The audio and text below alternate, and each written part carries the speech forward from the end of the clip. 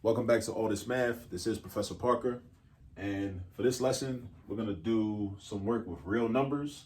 And specifically, we're going to take some numbers and arrange them from least to greatest. All right, we're going to arrange some numbers from least to greatest. So let's first take a look at what numbers we have. We have a positive 7. We have a negative 3.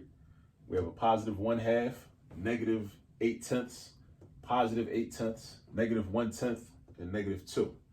Now, the way I would do a problem like this is I would like to have all my numbers being the same type, meaning I would like to either have all integers or all fractions or all decimals or all mixed numbers.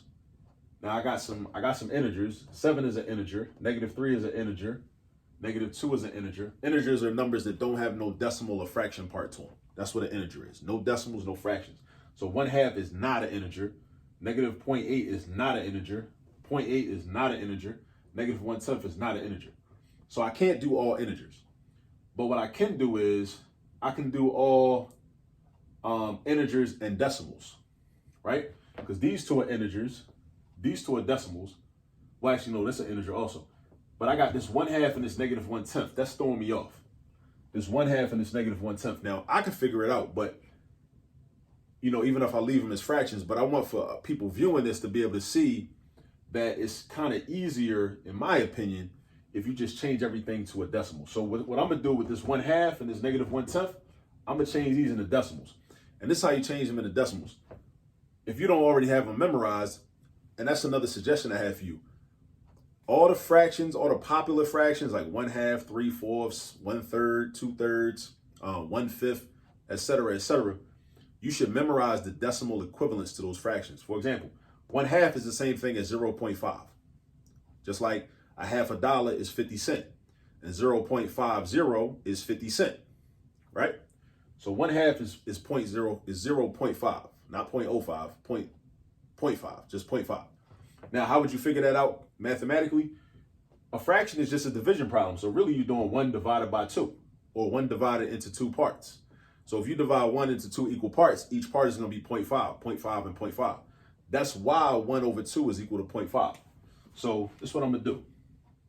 I'm going to write 0.5 right there. So I know 1/2 is the same thing as 0.5. That's supposed to be an arrow. Now over here, this negative 1/10. Negative 1/10, it gets written as a decimal the same way it sounds, 1/10 or 0.1. So this is just negative 0.1. All right. So now we got all decimals and integers. All right. So since we're going from least to greatest, the negative numbers are always the smallest numbers. All right. Because if we think about the number line, the negative numbers are always to the left. Then you hit 0. Then the positive numbers are to the right. So let's think about this. Out of our negatives, we got a negative 3, negative 0.8, negative 0.1, negative 2. Negative 3 is the smallest.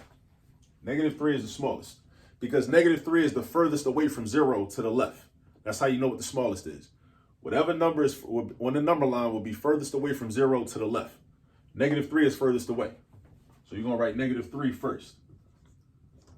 And then what number is next? So negative 2 is the next number that's furthest away from 0 to the left. So I got negative 2. Oh, watch this. Cross him off. When you write them down, cross him off. Boom.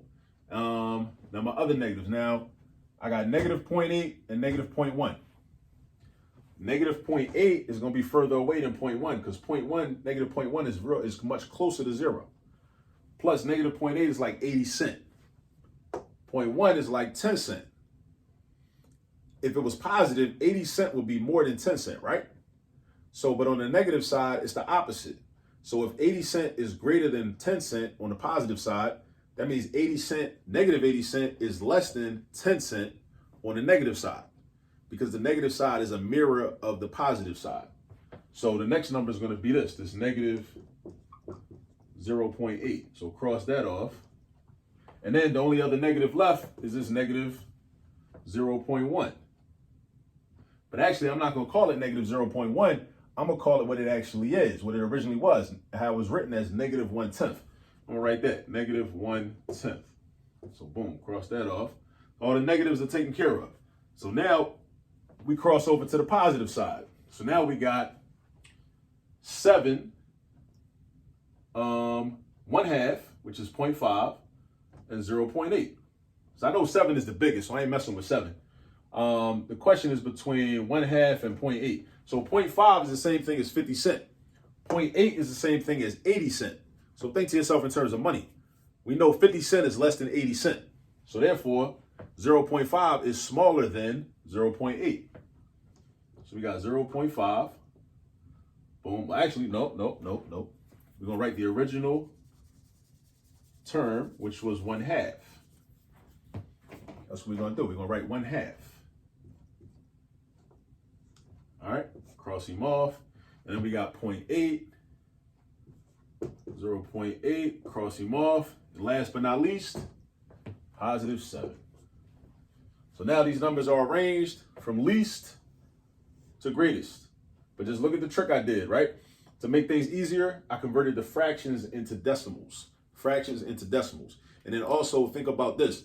When you're trying to decide which numbers are greater or smaller, think about the relationship if the numbers were positive. So like with this -0.8 and -0.1, you know, on the positive side, 80 cents will be more than 10 cents, right? So 80 cents is bigger than 10 cents. But on the negative side, it's a mirror. So it's the opposite that applies. So -0.8 is less than -0.1 or -1/10. All right, just keep that in mind. So yeah, so use this video as a guide. Go out and get you some practice. Play around with some positive and negative numbers. Put them in order from least to greatest. Put them in order from greatest to least. Do whatever. All right, just get the practice. All right, I'll see you in the next video. Peace.